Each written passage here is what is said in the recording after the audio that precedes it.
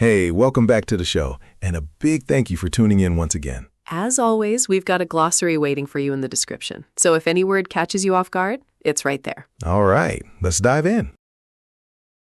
Jake, I want to start today with something a little personal. A few years ago, I went through a really difficult period at work. I was overwhelmed, I was not sleeping well, I felt anxious all the time, and I could not concentrate. And I remember very clearly thinking, I cannot tell anyone at work about this, because if I do, they will think I am not up to the job. I think a lot of people will recognize that feeling immediately. That fear of being seen as weak or unreliable or less capable than your colleagues. It is one of the reasons mental health at work has been such a difficult topic to talk about openly for so long. And yet, the statistics are really striking. In the UK, mental health problems are the leading cause of long-term sickness absence from work. In the USA, depression and anxiety cost the economy hundreds of billions of dollars every year in lost productivity. This is not a niche issue. It affects the majority of workplaces at every level. So the conversation is long overdue. And I think in the last few years, accelerated by the pandemic, which forced a lot of people to confront their mental health in ways they had been avoiding, the conversation has genuinely started to shift. But I want to explore today whether that shift is as real and as deep as it sometimes feels, or whether it is more surface level than we would like to believe. That is exactly the tension I want to dig into. Because on one hand, you see companies adding wellness apps to their benefits packages, encouraging people to talk openly, celebrating World Mental Health Day. And on the other hand, you still have workplaces where people are quietly terrified of what happens if they admit they are struggling. Performative wellness versus genuine cultural change. That distinction matters enormously. Let's talk about the stigma itself for a moment, because I think it is worth understanding where it comes from before we talk about how to address it. Stigma in this context means the negative attitudes, stereotypes, and judgments that surround mental health conditions. The idea that someone with depression or anxiety is somehow weaker, less competent, or less trustworthy than someone who is physically ill. And the workplace is a particularly loaded environment for stigma because it is a place where your value is constantly being assessed. Your performance, your reliability, your potential for promotion. If you are worried about how you are perceived, adding struggling with my mental health to the picture feels like a huge risk. There is also a cultural dimension that varies significantly across different countries and industries. In some high-pressure sectors, finance, law, surgery, elite sport, there is an almost explicit culture of toughness where admitting vulnerability is seen as a sign that you cannot handle the demands of the job. The message is, everyone is under pressure. The ones who succeed are the ones who push through. Which is deeply counterproductive because we know from the research that suppressing emotions and pretending to be fine when you are not does not make people more resilient. It makes them more likely to burn out completely, often at the worst possible moment.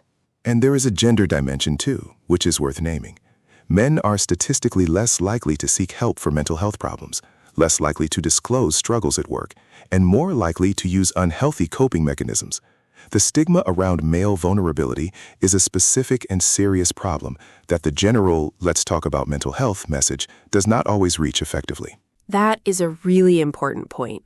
Campaigns that say it's okay not to be okay are well-intentioned, but they can feel quite distant from the reality of a male-dominated workplace, where showing any sign of difficulty is genuinely career-limiting. The cultural change needed in those environments is much deeper than a poster on the break room wall. Exactly, which is why the question of what genuine cultural change actually looks like, as opposed to performative wellness, is so important. So let's talk about what companies are actually doing and how much of it is real. Because on the positive side, there has genuinely been progress. Employee assistance programs have expanded. More companies offer access to therapy or counseling as a benefit. Managers are being trained to have mental health conversations. Some organizations have. And I think those things have real value when they are implemented thoughtfully. Access to therapy through your employer is genuinely life-changing for people who could not otherwise afford it. A manager who has been trained to check in with a struggling team member in a genuine, non-judgmental way can make an enormous difference. But here's where I get skeptical. A lot of what passes for mental health support in workplaces is essentially asking the individual to cope better with a fundamentally stressful environment without addressing the environment itself.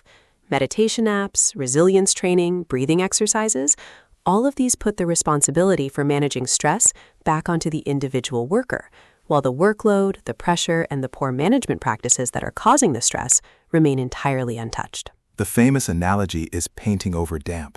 You make the wall look better for a while, but the underlying problem is still there, and it will come back worse. Exactly.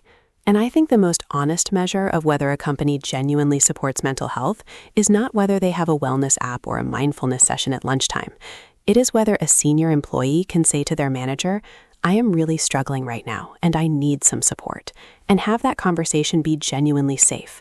No career consequences, no subtle shift in how they are perceived, no being quietly moved off the interesting projects. And the honest answer in most workplaces is that we are not there yet.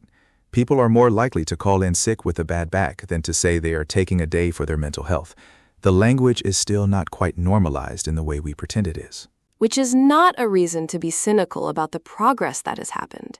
It is a reason to be honest about how much further there is to go. I want to talk about a specific person in this equation who I think is absolutely crucial and often completely unsupported, which is the line manager.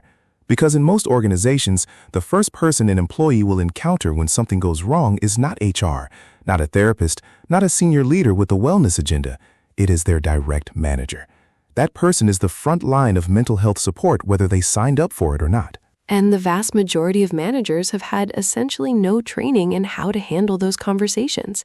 They are promoted because they were good at their technical job, not because they were trained in emotional intelligence or psychological first aid. And then one day, a team member breaks down in a one-on-one, and they have absolutely no idea what to do. Which often leads to one of two equally unhelpful responses. Either the manager panics and tries to fix the problem immediately, pushing for solutions before the person has even felt heard, or they back away entirely, become overly formal and cautious, and the employee feels even more isolated than before. The research on what actually helps is surprisingly simple. Most people going through a difficult time at work do not need their manager to solve their problem. They need to feel listened to feel that their experience is valid, and to know that asking for help has not changed how they are perceived. Those three things cost nothing and require no specialist training. They just require a manager who is genuinely present in the conversation. Which brings us back to psychological safety. If a team member trusts that their manager sees them as a whole person and not just a unit of output, they are far more likely to speak up early, before a difficult period has escalated into a full crisis.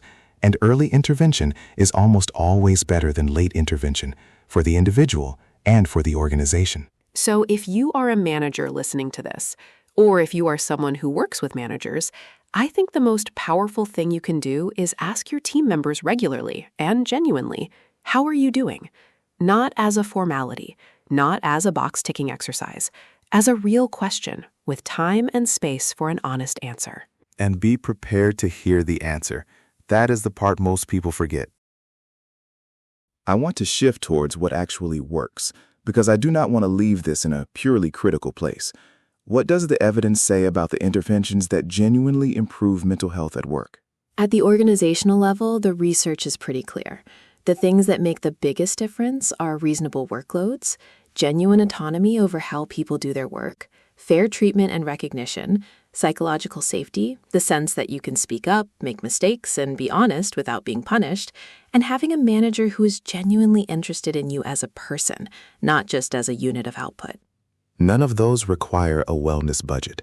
They require leadership that actually values its people, which is both more demanding and ultimately more effective than any app. At the individual level, I think one of the most powerful things, and also one of the hardest, is finding at least one person at work you can be honest with. Research on social support consistently shows that having even one trusted colleague who knows you are struggling dramatically reduces the psychological impact of a difficult period. You do not need the whole company to know. You need one person who does. And that person does not have to be your manager. It can be a peer, a mentor, even someone in a different team who you trust. And I think there is something important about language here too, which is relevant to our listeners who are practicing their English. When we talk about mental health in a professional context in English, there are phrases that feel natural and phrases that feel clinical or awkward. Learning how to articulate how you are feeling in a way that is honest but professional is actually a real skill. Things like, I've been finding things quite tough lately, and I could do with some support. Or, I'm going through a difficult period and I wanted to be transparent with you. Or simply, I'm not at my best right now, but I'm working on it. These are phrases that open a door without feeling like you are falling apart in front of your boss. That is such a useful thing to know, actually, whether you are a native speaker or a learner. Finding the words for something that feels this personal is difficult in any language, but having a few phrases ready can make it much easier to start the conversation. Because the conversation is the first step. And first steps, however small and imperfect, are what change things. Before we go, we want to hear from you. And on this topic, we really mean it when we say all perspectives are welcome. Our question for today: how do you feel about talking about mental health at work or in professional situations? Is it something that feels normal and safe where you are, or is it still something people avoid? Tell us in the comments in English. Your experience might help someone else who is listening feel less alone. And we want to say something before we close. If you are going through a difficult time right now, you are not alone. What you are feeling is valid, and reaching out to a colleague, a doctor, a friend, or a professional is not a sign of weakness. It is one of the bravest and most practical things you can do. We mean that genuinely. And if you found today useful, please share it with someone who might need it. And as always, what topics do you want us to cover in future episodes? We genuinely build this show around your suggestions, and every idea in the comments is read and considered. Drop yours below. See you in the next one. Thanks so much for listening today. Take care of yourselves. The glossary is in the description with all the vocabulary from today. See you next time. Bye. Bye.